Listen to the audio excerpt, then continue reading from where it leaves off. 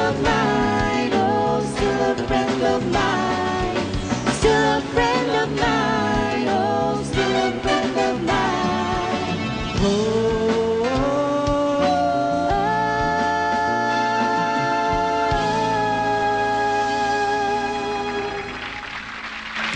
We are back, and at this point, we are going to talk about the consequences or the effects of too much shopping. Ay, naku, Diyos ko, ano nga bang epekto nito sa buhay kapag overspending ka, di ba? Tapos tanungin din natin yung mga guests natin. Isabel, ikaw daw nade-depress ka after mong mag-shopping.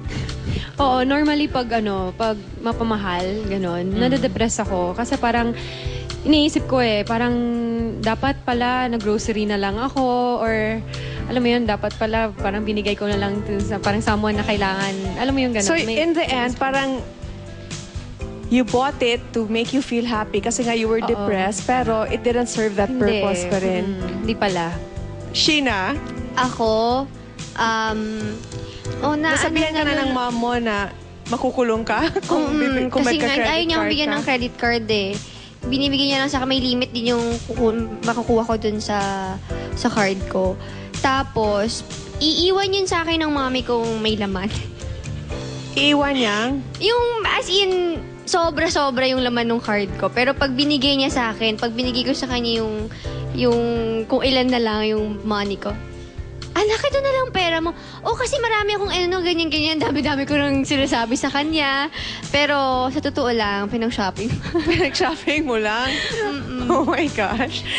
Si Princess, sabi niya, nagiging impression daw ng mga tao sa kanya ay mayabang. Why? Why do you say that, Princess? I don't know, I have a feeling when I go in a store, parang when I get everything, parang, parang when you're a girl, kasi parang when you see everything that's shiny and glittery and sparkly, when you enter the store, parang, Masaya ka lang talaga. diba? Na-excite ka. Na-excite ka. Oo. And then parang you get everything that's really, like, yung bright, yung orange, yung red, yung mahilig ako sa ganun When I was a kid kasi, mahilig ako sa mga red shoes, ganun. Oo. Yung mga talagang sparkly, yung parang Cinderella shoes, ganun. Was there ever a time, Princess, na parents mo na mismo ang nagbawal sa'yo? Parang, anak, hinay-hinay na please sa shopping? No naman. Wala rin. Not really. Kasi lang nga yung nag-aano sa, ay, buy that, bagay yan sa'yo, ganon. So when did you start realizing the value of money? When I started Working. yeah. Because I knew it was hard to, work hard for that kind of amount. Parang, oh my God, parang I really have to work every day to get that bag. And parang sayang, diba? Sana just invest it on land or something like that. Yeah, in showbiz, you tend to think of it in terms of taping days or Yes. taping hours. Parang sa presyong yan ako, pinagtrabahuan ko yan ng ilang oras. Napuyat ako. Napuyat ako, oo. Tapos, igagastos mo lang, di True. ba? Tsaka, alam mo, nagiget ko rin yung point nila. Kasi mga bata pa naman sila, mga wala pang responsibilidad pa. So, parang feeling ko okay lang. Pero, kung ako ngayon, parang hindi okay sa akin yung mga sinasabi nyo, bilang ina naman. So, eto pa daw yan. Part ng treatment sa isang shopaholic ay ang pamimigay o pagbebenta ng mga nabili nila. Kayo ba willing kayo i-let go kung ano man yung mga nabili nyo nang yan? Ako, nakabenta na ako ng shoes na maluwag talaga sa akin. Totoo. Tsaka yung mga makeup na sobra na talagang meron pare-parehas yung kulay ng powder. Oo.